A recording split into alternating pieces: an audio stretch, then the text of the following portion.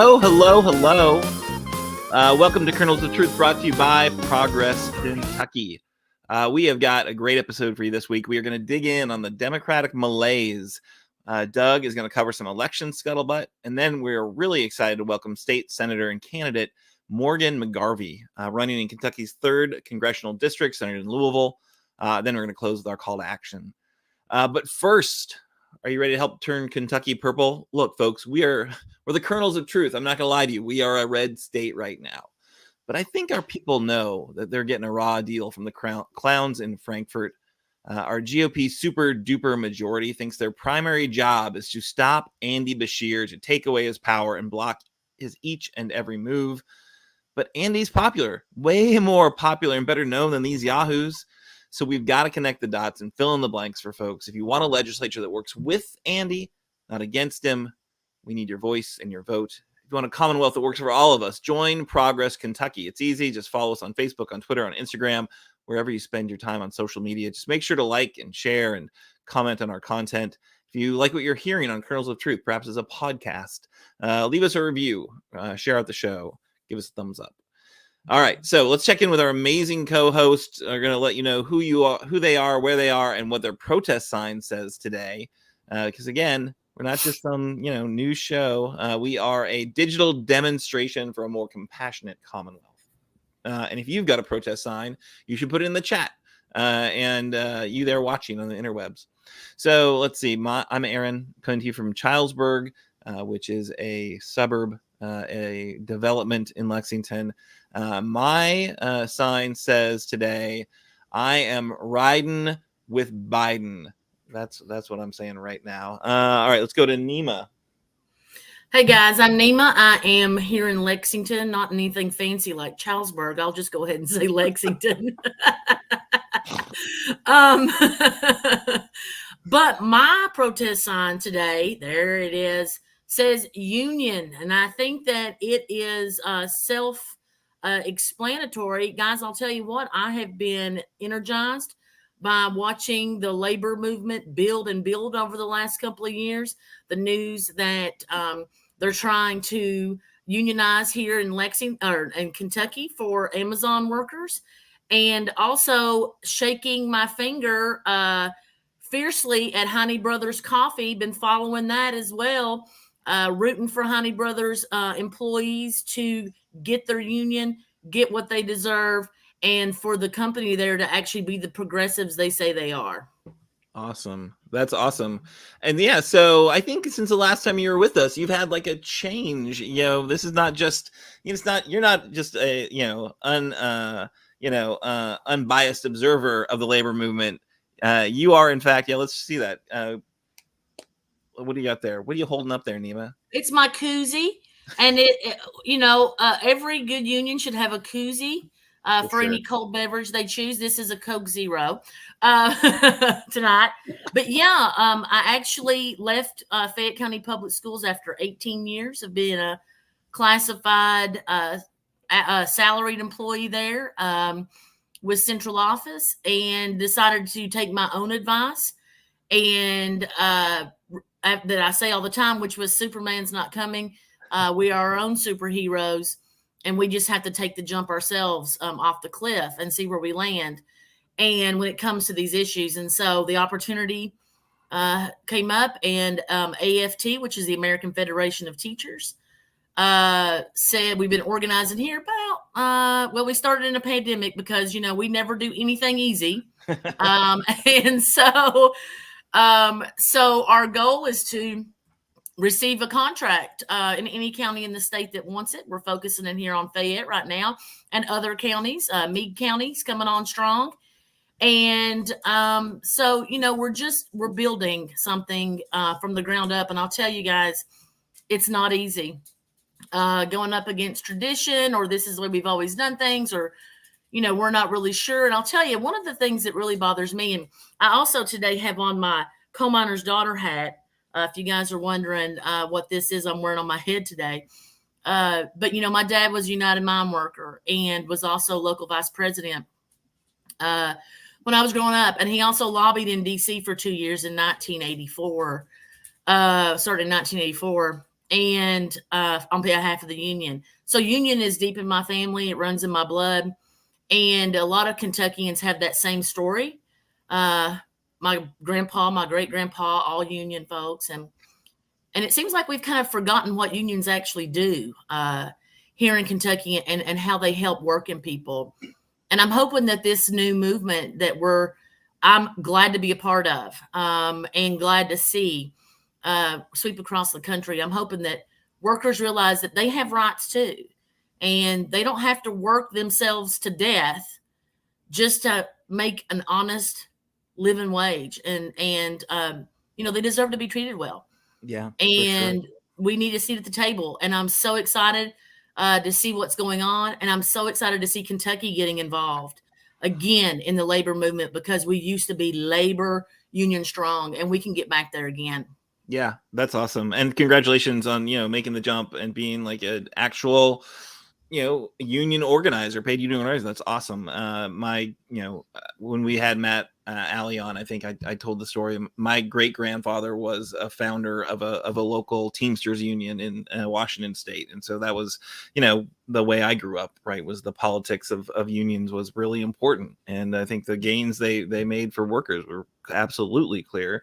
And now we're a right to work states. We got our work cut out for us, but it's showing that there's absolutely more engagement and more attention and more activity in the labor movement there has been for a long time. And I'm excited to see the AFT and all the great stuff that's happening for sure. And I'm not going to be buying any. I mean, I live in Lexington, so there's not really Honey Brothers coffee too easy for me to go to. But when I drive through Louisville, I am not stopping there at all until they treat their workers better for sure. All right, so we have chatted for a while, and we've totally abandoned our third co-host. So I'm so sorry. Doug, are you there? Yes, I'm here. I was just enjoying the conversation, hearing some really good things. I'm Doug Price. I'm located in Harrison County, Kentucky. And you can check us out coming to the August 12th summer concert series, downtown Cynthiana at 6 p.m. My sign says, I'm going to hold it up. I always type one up. Vote and keep the third. Yeehaw, 120% for sure. All right, so I know we're going to get into welcome, Doug. And again, I hope that your backers in the Cynthiana Chamber of Commerce are proud of your work. I hope you're getting something on the side for this, because we're not seeing anything of it. And all I know is my HOA hates it when I mention Childsburg. All right. I will say this. We're going to check in the news of the week, but we want to actually touch back on a story that you covered kind of briefly last week, Doug, I think in your kind of your rundown of some of the laws that were coming into effect. You were interested in an ethics investigation that was happening. And Nema has an update for us, I think. Is that right? Yeah. So we don't know a whole lot, but I guess not knowing a whole lot is better than it being dismissed completely. So, unfortunately, guys, we, unfortunately or fortunately, 120 AFT filed an ethics complaint against Representative Kim Banta over the charter school vote. There was a lot of tomfoolery going on with that. And we had heard for the last year or two that there might be some shenanigans, I guess is the best way to put it, going on between the big, huge development company up there in northern Kentucky and this charter/voucher deal. So we filed an ethics complaint. We've been told that the ethics complaint is an ongoing investigation, and we hope to hear something back in August. But, here's the thing, and I think this is important for all Kentuckians to realize and remember, is that if we don't hold these folks accountable for the things that are going on in Frankfort, it's only going to get worse for us in Kentucky. We have legislators who own bourbon companies who push through bourbon legislation, insurance companies who push through or insurance salesmen who push insurance stuff. We have all these people who are there for specific groups, but I sit around a lot of times and scream into the void and wonder who is going to stand up for all of us. Who's going to stand up for just regular Kentuckians? And until we decide that a lot of these folks aren't our friends, They're electeds. They're politicians. They're not our friends. I don't care if they make a great chicken casserole at the potluck. They might be a great human being, but if they're doing things up there that do not help Kentuckians, only certain Kentuckians and certain wealthy Kentuckians, then this shit has to stop. Amen. And, if we are the ones that are the heels and the villains in this story, because we dared to say, can somebody take a look at this? Then absolutely, I'm going to do it.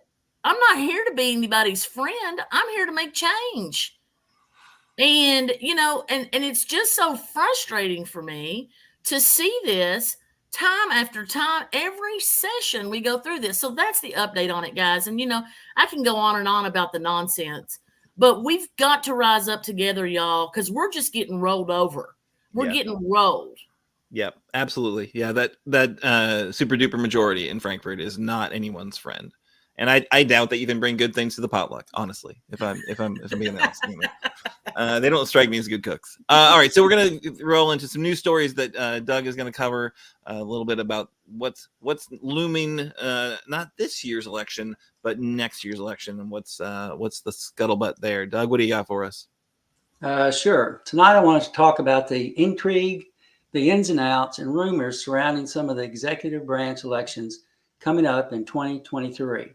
All of that factored in with opinion and supposition, but coupled with facts too. Of course, the top race will be the governor's election, featuring Andy Beshear on the Democratic side and an ever-growing list of Republicans, including Mike Harmon, Ryan Quarles, Daniel Cameron, Savannah Maddox, all of whom are office hopping, and another potential candidate, Kelly Craft. Harmon jumped in first after having been elected to 2 4-year terms as auditor. He served as a legislator for 13 years, ran for lieutenant governor with Phil Moffitt in the 2012 gubernatorial race. And the bottom line, in my opinion, he may become a lieutenant governor candidate later in the race. He was the first in and is traveling the Commonwealth, but not generating the almighty important campaign contributions. Current Agricultural Commissioner Ryan Quarles is traveling the Commonwealth too, and has a substantial war chest, easily outdistancing other candidates. He graduated from UK in under 4 years with a triple major and 2 master's degrees, then did graduate work at Harvard, followed by a doctorate from Vanderbilt University. Daniel Cameron could have run for another term as Attorney General, but decided to throw his hat in the ring for the top spot.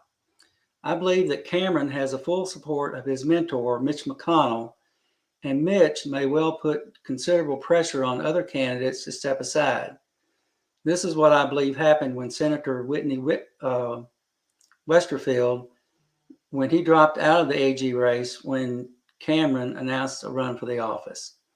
There are some rumors about this race, and I'll cycle back to that in a bit. Savannah Maddox, the ultra-conservative, God-fearing, Bible-thumping Republican from Northern Kentucky, entered the race on the 6th day of the 6th month, but I'm not sure if it happened at 6 p.m. Will she end up as a lieutenant governor candidate? But with so many in the race, could she pull out a win? That has to be her strategy, or perhaps trying to become a lieutenant governor candidate with the winner of the Republican Goober primary. The wild card in this race is Kelly Craft, wife of Joe Craft, both originally from Kentucky. Joe and Kelly have a home in Oklahoma where his company, Alliance Coal, is based. He is the 8th richest person in Oklahoma with an estimated net worth of $1.4 billion, but he's not listed as being on the billionaire list in Kentucky. One of the rumors floating around is that when she declares, she will write a check to her campaign account for a cool $500,000. I expect the Crafts have homes in Oklahoma and Kentucky, but apparently she must be a resident of Kentucky. The Kentucky Constitution states the governor and lieutenant governor shall be at least 30 years of age and have been citizens and residents of Kentucky for at least 6 years next preceding their election. Just want to toss this interesting fact in. Joe and Kelly did take the Giving Pledge in 2012 and have made multiple donations to worthy causes, including some not so worthy. They donated $1 million to the Trump Presidential Committee. Did this have anything to do with Kelly being appointed U.S. Ambassador to Canada? The Attorney General race will be open, and I've heard rumors that current Secretary of State Michael Adams might be interested in this position. Of course, if he runs for this position, then the Secretary of State's office opens up. Now, let me throw in some of the rumors augmented by supposition. In other words, I'm deviating from known facts.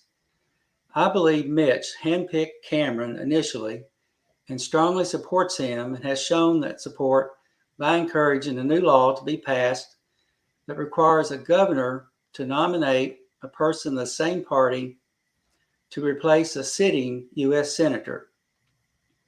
One rumor is that Mitch wanted Cameron to replace him now and have Kelly Craft run for governor. Then another rumor had that Cameron would run for governor along with Kelly Craft as lieutenant governor. Before Cameron's term ends, Mitch would retire, Cameron would appoint himself to replace Mitch, and Kelly would assume the seat of the governor. Both presumably would run again. Much intrigue. We shall see how everything works out. The Secretary of State, I've seen nothing official yet. Auditor, the current term-limited state treasurer, Allison Ball, is running for the auditor's office. She believes her experience handling money can help her check to make sure all state offices are handling money properly. On a personal note, I applaud the effort she has made in returning unclaimed property to citizens, but have told her and her office many, many times that much more can be done, and I'll continue to do that if she is elected to the auditor's position. Next up is the state treasurer. Andrew Cooper is running for this office.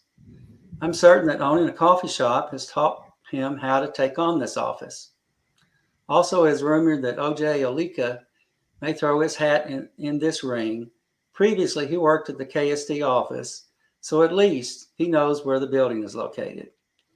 Finally, the Ag Commissioner. Quarles is term limited, and so far there are 2 Republicans in the race, current Representative Richard Heath and former Representative Jonathan Schell. I expect that we will periodically update on these races, and perhaps we'll have some great quotes from Fancy Farm, which is happening on Saturday, August the 6th. That's my report. Back to you, Aaron. Thank you, Doug. Thank you for the conspiracy theories about how Mitch is running it all behind the scenes. I don't know, it's probably not that far away from the truth, but I thought this whole race was over. Trump endorsed Dan Cameron. Why are we even talking about it? Also, we shouldn't be talking about it because we got very important elections happening between now and that year, next year. So I definitely think we need to focus our energy, perhaps not our intrigue, meters, but our energy needs to be focused on getting rid of Rand Paul, if I'm being honest, and making sure that we put up as many great candidates and fight as hard as possible to win at the local level, at the state level, and we're going to be talking to one of those amazing candidates later today. So I'm very excited to have with us Morgan McGarvey. But we got a few more stories I want to cover before we get to our interview. So I wanted to cover this kind of this Democratic malaise. The polls are horrible. Everyone apparently hates Joe Biden, but the guy is racking up victories.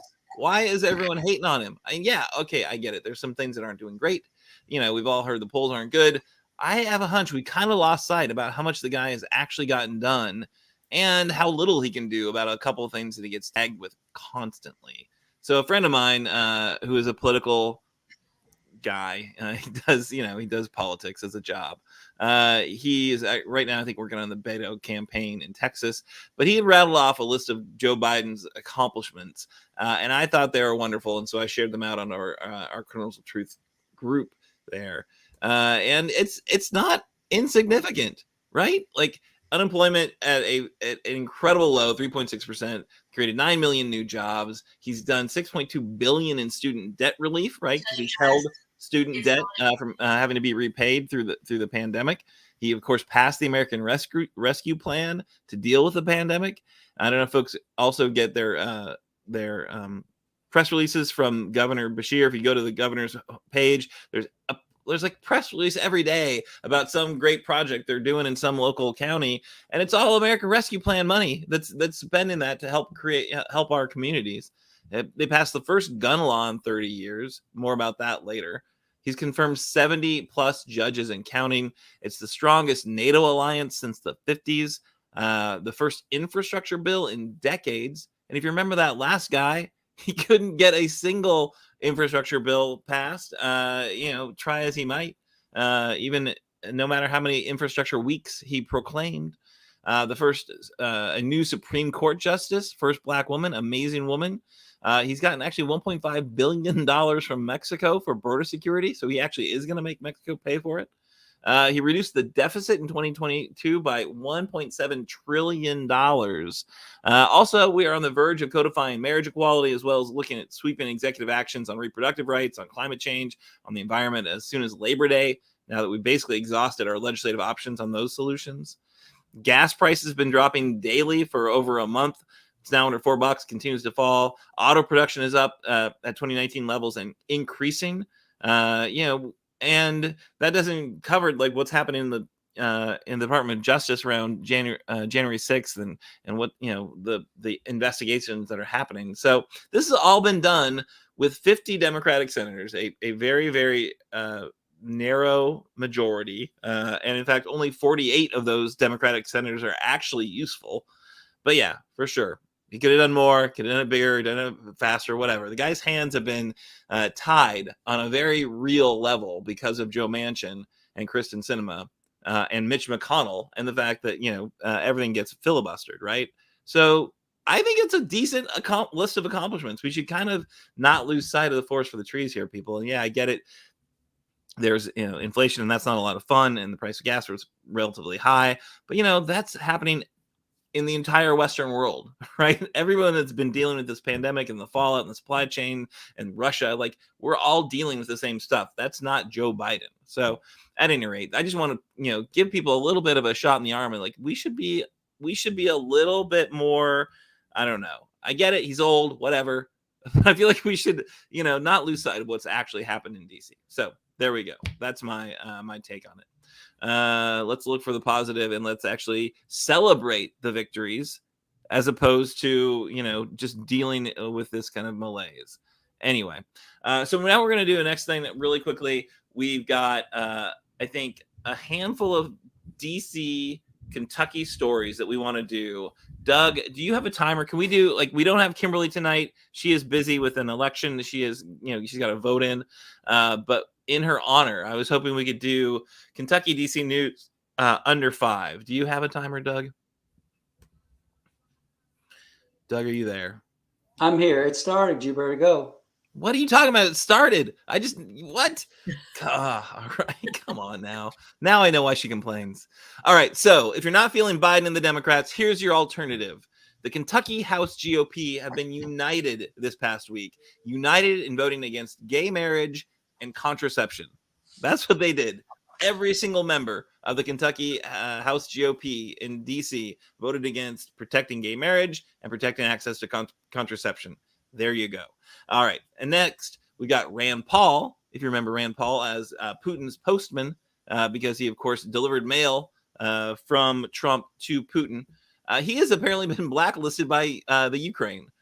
From the Herald Leader, we have Senator Rand Paul has been placed on a Ukrainian blacklist for promoting Russian propaganda following months of critical comments about U.S. involvement in the ongoing war. The country's Center for Countering Disinformation listed Kentucky's junior senator among a group of politicians, including Tulsi Gabbard, academics and activists that it sees as hostile to the country as it continues to try to beat back Russia's 5-month invasion. If you remember, Rand also held up a $40 billion aid package when they needed unanimous consent to move forward. He wouldn't give it to them. He then, in fact, voted to oppose the spending bill. And he's agreed with Putin that the U.S. could be thought to be provoking Russia by supporting Ukraine's, efforts to join NATO. Not that they've supported it. They've just said, well, hey, that's up to Ukraine. If they want to join NATO, it's up to NATO and Ukraine. We're not going to like put our thumb on the scales. So that's what Rand Paul thinks is provoking Russia. Agreeing with Putin again. All right, last story. So speaking of blacklists, Mitch has been blacklisted by Jessamine County's GOP. This is from Lex 18. We had an allergic reaction to Senator McConnell siding with the Democrats on the Bipartisan Safer Communities Act, said Robert Barney with the Jessamine County GOP. I think his time has come and gone, Barney added. I think if you cannot see clearly that the Second Amendment is something that needs to be defended very, very strongly, then it's probably time to move on. Personally, I have a hard time seeing what's so offensive in the bipartisan law. But Mitch McConnell, I think, was the only Kentucky Republican to vote in favor of that bipartisan bill. Senator Chris Murphy has a one-pager on the measure. We'll throw into the chat if you want to take a look at it. All the things the bill does. None of it strikes me as against the Second Amendment. A lot of it's just resources to do more for community safety and mental health, school safety. Maybe it's the resources for the red flag laws that really offended Mr. Barney. Perhaps the fact that more gun dealers have to get federal licenses, a few more days for background checks for troubled kids. I don't know exactly what's so offensive to him, but it's a lot. All right. So, hey, how many minutes was that, Doug? 2 minutes and 56 seconds. So quick. We've even got some time to chat about those stories. Anyone got anything they want to say about our amazing delegation in DC and how they're representing our fair Commonwealth? My favorite story is the Mitch story in Jessamine County. We've been watching this, at least I've been watching it. I'm sure you guys have too. This real kind of leaning of the Kentucky GOP over to more of a Rand Paul-esque Thomas Massey kind of mentality. And I have even posed this question on Twitter, or at least said this observation this week, which was, has Mitch lost the Kentucky GOP? And, guys, I'm going to be honest. I think that he might still be, Mr. Big in D.C., but I think he's losing his luster here in Kentucky, especially amongst his own party. Yeah. I mean, I think I pointed this out maybe last week when Rand Paul sunk his judicial deal, although I think it was mostly because Biden was looking for an excuse to sink the deal when it got out. But yeah, so you don't lose political points even in Kentucky going against Mitch McConnell, because no one likes Mitch McConnell, right? Until you're in DC and you got to get stuff done, and he's the guy that knows how to get stuff done, right? Rand Paul doesn't care about getting stuff done. Thomas Massey doesn't care about getting stuff done. All they want to do is be quoted in the press for saying outrageously stupid, uninsightful things. That's their take, right? They're in this attention economy. That's what they're trying to do. They're not in the political economy of actually trying to win things for our Commonwealth. So as much as I do not like Mitch McConnell, we absolutely I kind of agree that politics is for helping your state get further ahead. We absolutely disagree on how you do that.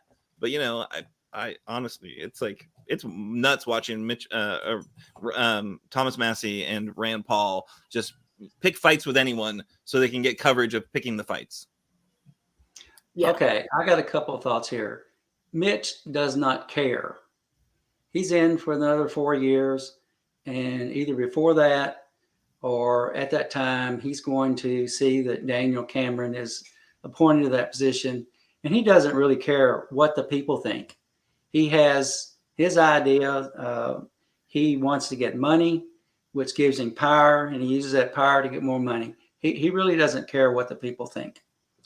And also, I'll say that the Harrison County Republican Party, a couple years ago, also did a full-page ad, or maybe it was a half-page ad about Mitch McConnell, and they were censoring him over something too. And I really think Mitch, he doesn't care. He doesn't care. He has never cared. Actually, he thrives off the hatred that his own state has for him because he knows he's going to get elected. And I will say this before we kick it out of here.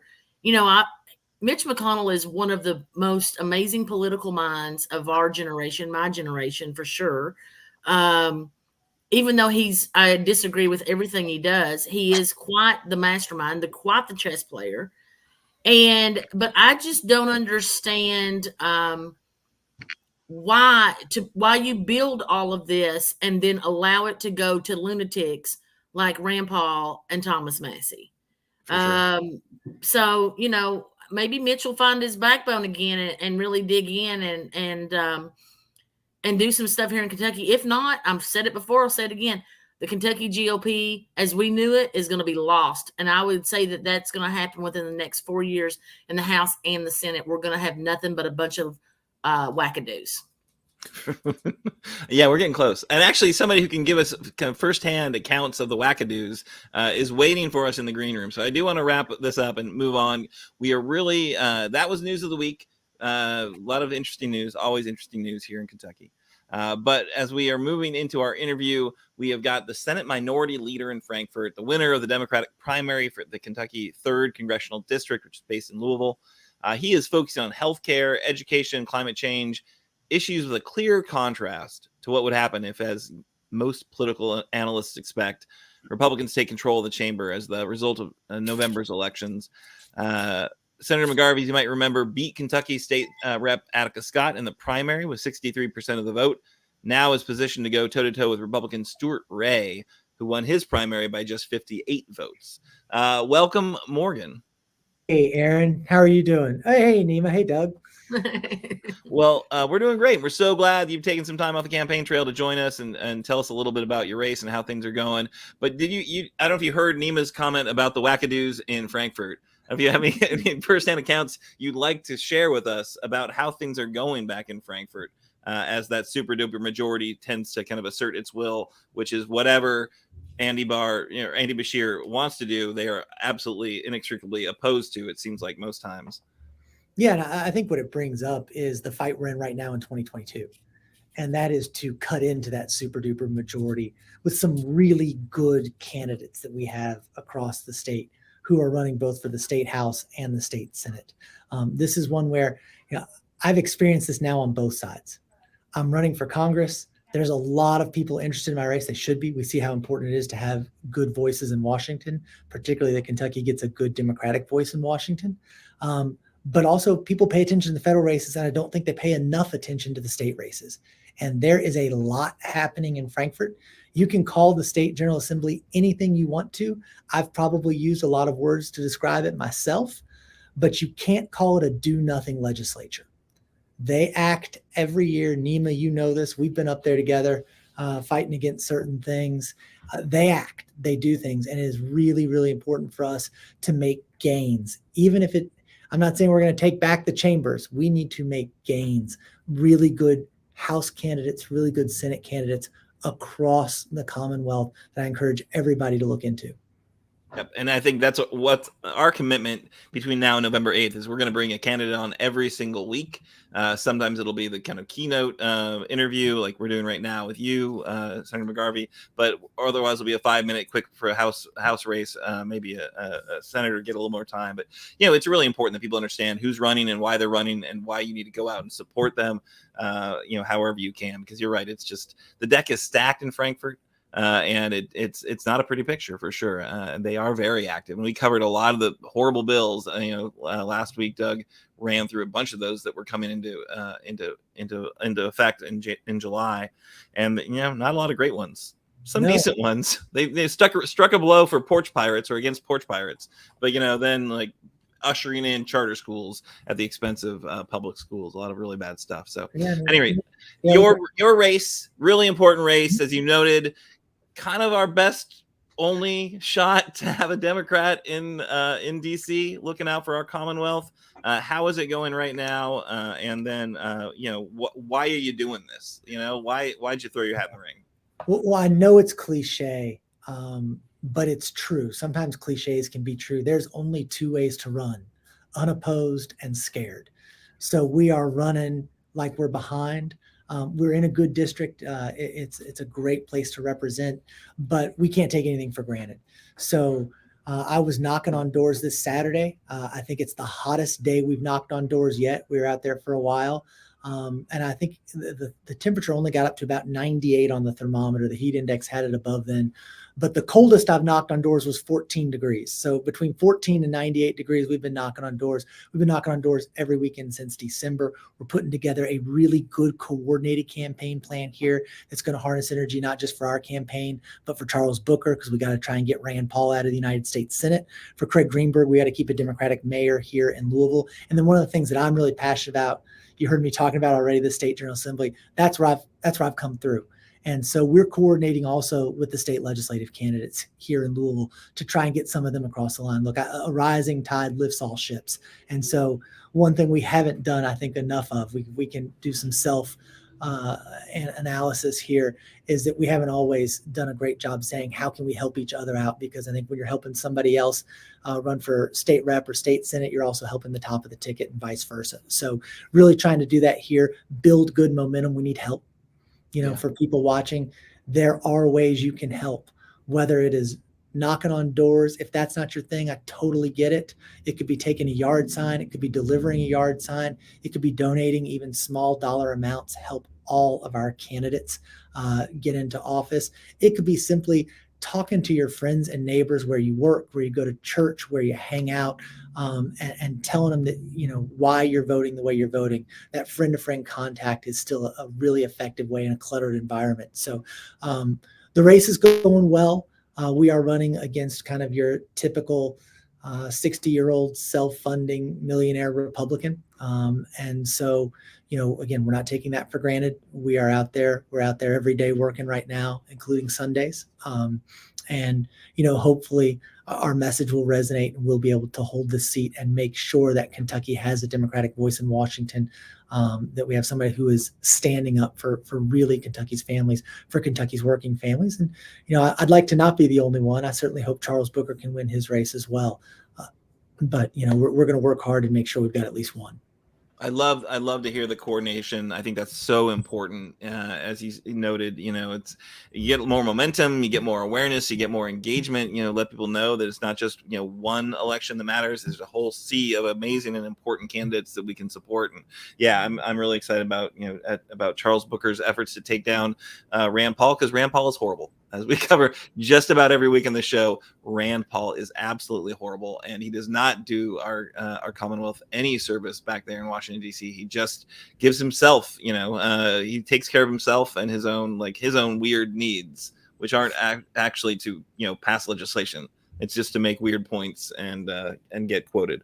So at any rate, I'm really glad that you're there, that you're going to be running hard in Louisville, and you're coordinating with other races. We'll share out your website.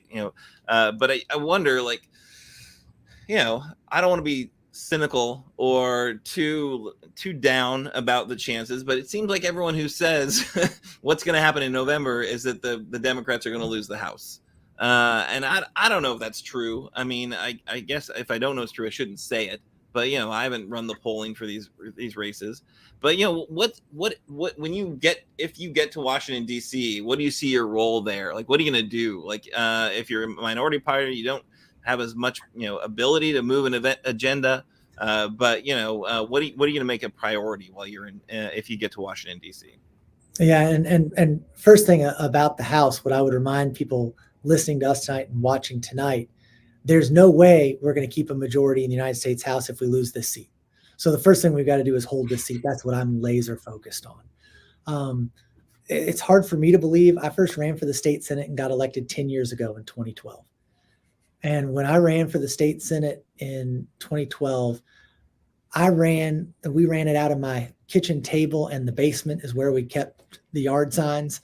And I told people, I said, you know what I'm going to do? I'm going to go to Frankfurt, and I am going to stand up for what I believe is right. And I am going to fight for our values, but I'm going to do it while trying to get real things done. And that's what I did. I have been in the super minority every day since being in office. I got elected Democratic leader of the Senate when a guy named Matt Bevin was governor. I know what it's like to lead those fights on everything from whether women can have access to reproductive care, to whether teachers and educators can keep their pensions, to whether kids can have health care, right? And I've led those fights while still passing 18 bills into law through a supermajority chamber. And, not just little stuff either. Laws protecting victims of human trafficking and domestic violence, laws preserving marriage equality, laws promoting education. And so we've done some good stuff. And I'm not saying that I can do everything the same in Washington that I've done in Frankfurt. But when I got this team together for this office, it's bigger. I'm in the campaign headquarters right now. I didn't have a campaign headquarters running for the state Senate. I've got people around me on the team. And they said, okay, how do you want to run for this office? I said, well, I want to tell people that I'm going to do what I believe is right, stand up and fight for our values and try to get stuff done. It's the same message I've always done because that's who I am. That's what I am. It's why I think public service is important. I believe that our government can still do big things that help people in their daily lives. And that's what drives me to service. It's why I run, and making that progress, it means so much. When you lose these legislative fights, Nema, I keep looking at you. We've been together when we've lost some. We've been together when we've won some. And losing is very hard.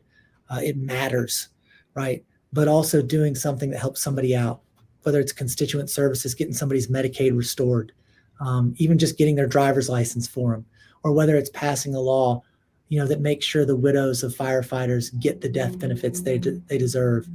Those victories are so important. It's what I've done in Frankfurt for the last 10 years. It's what I'm going to do if I get elected to go to Washington.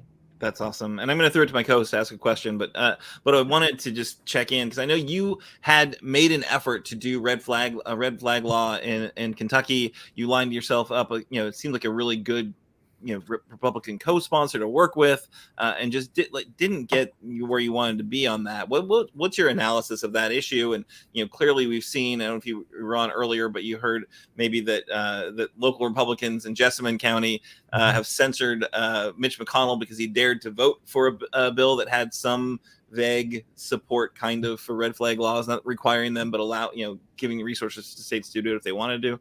What's your take on that issue, and why do you think it's so divisive? Yeah, I introduced that initial bill. We call it the Crisis Aversion Rights Retention Law here in Kentucky because of a constituent. My constituent, Whitney Austin, she worked for Fifth Third Bank here in Louisville. She was going to a meeting at the Fifth Third office in Cincinnati. She was walking into work and she was shot 12 times as part of a mass shooting. So there she was. She's my age. She's a young mother of 2 at the time in 2018. And she is bleeding out on the sidewalk outside of her work. A police officer rescued her, and she said, as I was lying there dying on the sidewalk, I made a promise that if I made it through this, I would try to help end gun violence. She came home to Louisville from the Cincinnati hospital and through, because I call it Louisville Village. Everybody knows everybody around here. A friend of hers had gone to high school with me. She'd already reached out. I went over to her house and I sat in her house the day she came home from the hospital with her hair still wet, having washed the blood out when she got home, right? And I had policy options, and I said, you tell me which one you want to work on. This is the one she thought made the most sense that we can make some real progress on. We can. It'll work. And so we got to work on it, have some Republican co-sponsorship. And when I see people, the actions like of Jessamine County censoring progress on guns, common sense gun reform in this country, it's insane. I'm tired of people saying there's nothing we can do when we're doing nothing. We really can help on this issue. Look at the Crisis Aversion Rights Retention Order we've put forward, right? It would allow individuals who are in crisis, it would allow law enforcement to temporarily remove their firearm. Over 60% of the gun deaths in Kentucky and in this country come from suicide. You look at some of the mass shootings that get all the headlines. It could help there too. Why aren't we giving ourselves the tools to help in this regard? I hope we've seen some progress in the wake of Uvalde. I know that when I had to tell my wife and then talk with our kids about what happened that day, I then took the kids to school the next morning, our elementary school students who are in 4th grade. And I say this, and I believe it. Every policymaker in this country should have been required to drop kids off at school the day after the Uvalde school shooting. And imagine what those parents are going through, knowing that they will never pick their kids up. This is an issue that doesn't happen anywhere else. And we can't have laws that allow it to happen here.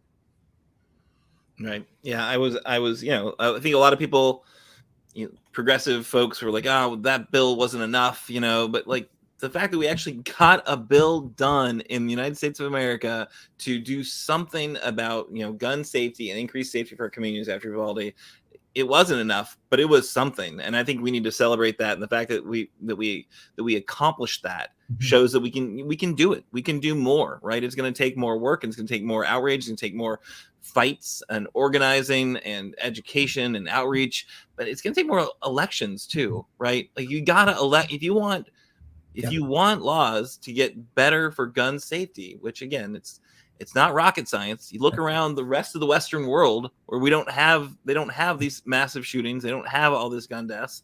We are awash in guns. We can do things to add more speed bumps on the road, right? But you got to get legislators who are willing to do that. And I'm very glad to know you are going to be one of those votes. John Yarmouth was one of those votes too. So we need to get more folks like you guys back there for sure.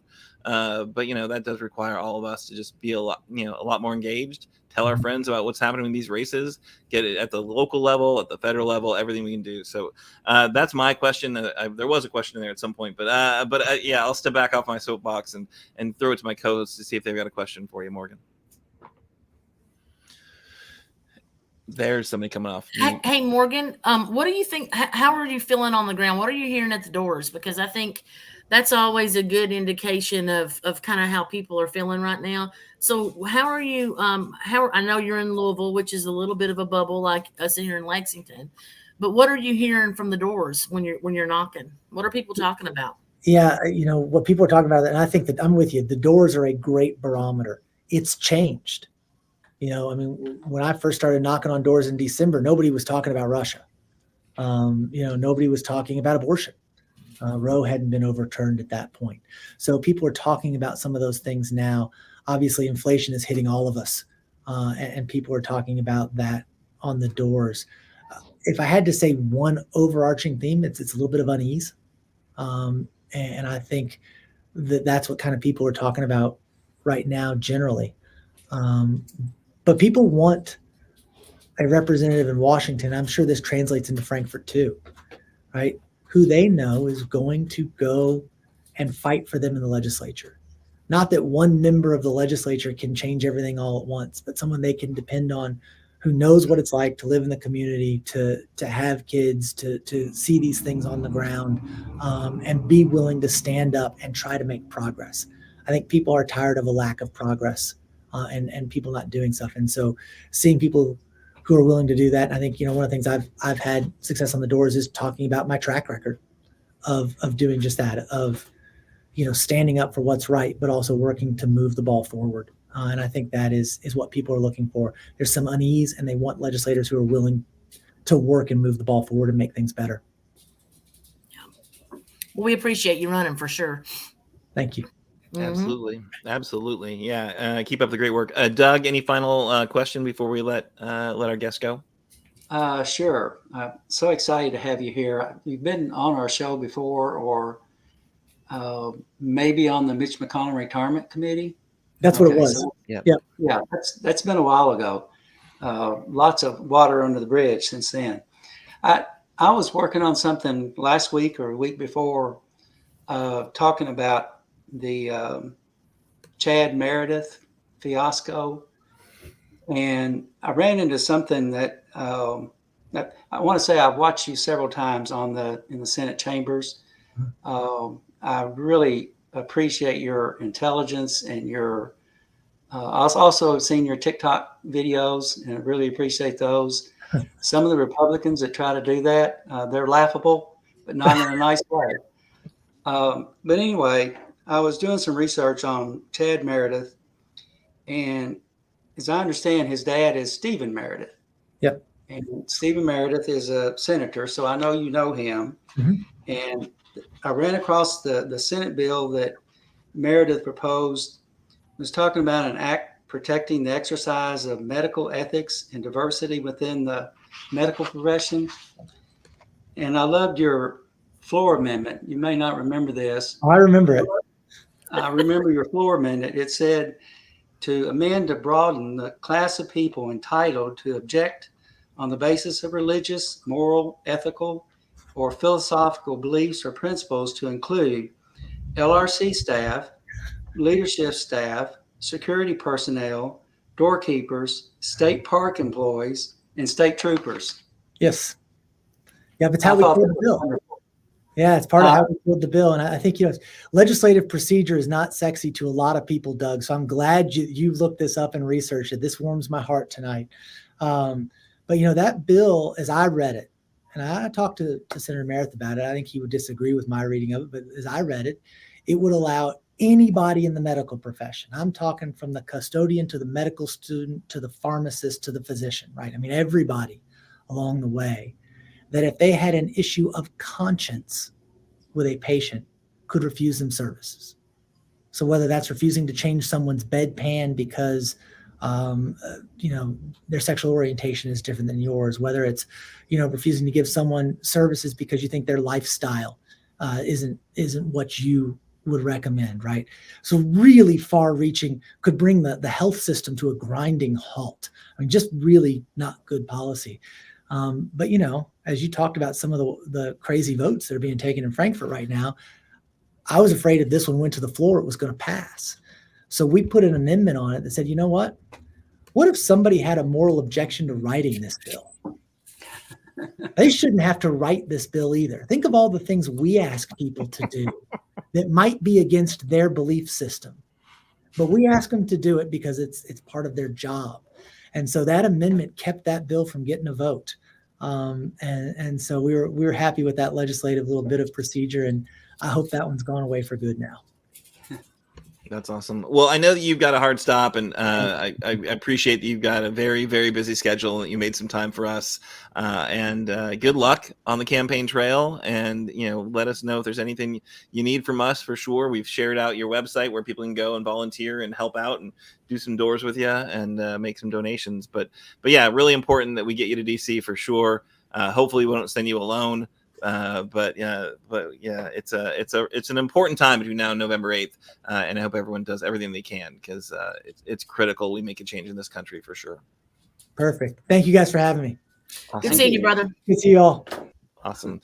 All right. So that is most of our show. I tell you what, the guy he's a great guy. Like, he's a genuine, like, smart, thoughtful, considerate guy. And I don't know how he'd been in Lexington or in Frankfurt for 10 plus years, because I don't know that they let 12-year-olds have seats in these bodies. But yeah. And anyway, I do think that he would be a great representative in DC for sure. That was an interesting primary. And we'd had Attica on this show, and we'd had Morgan on the show, or the precursor to this show. But I think we've got a great candidate, and I hope everyone does everything they can to make sure we hold that seat. And hey, the great thing about it, if you're working in Louisville and putting some time into that seat, you're also putting some time into the base that Charles absolutely needs huge turnout to win statewide in Kentucky, right? So that's not a bad way to, and apparently also supporting some state reps as well, and a good mayor candidate too. So I don't know. I don't know, folks. Doug, if you're up for it, should we take a trip to Louisville between now and November 8th? Spend some time knocking on some doors. I think we probably should, shouldn't we? I think so. I wonder, is the AFT going to endorse in those races? We've been talking about it, and I would be expecting something to come up from at least the federal races. We're brand new, and we, it's like one of those things. Like, do you want to jump in with both feet in the actual political world, or do we still want to, mind our business? But I don't ever like minding my business. We'll see. I've definitely spoken to Morgan and Charles about some stuff, and with some of our candidates here in Fayette. Well, and I know you guys are super new, and it takes a minute to kind of build up that political arm as well. But I'm pretty sure they're both going to get a ton of labor endorsements. And as far as it goes, obviously I'm personally endorsing Morgan and personally endorsing Booker, but we'll see what happens. Just stay tuned. We're doing some stuff. Awesome. Well, we will watch the space and we'll have you back to talk about it. We really do appreciate you, Nema, coming in the kind of to help cover our chairs here, and you always do a great job. I always have some interesting Nema isms to share with us, but it's always fun to have you on. So thanks so much. Now we're going to give it over to Doug to close us out, huh? Sure. The first thing we need to do is to remember to take our poll. We've got over 225 responses, and we would like to hit 500.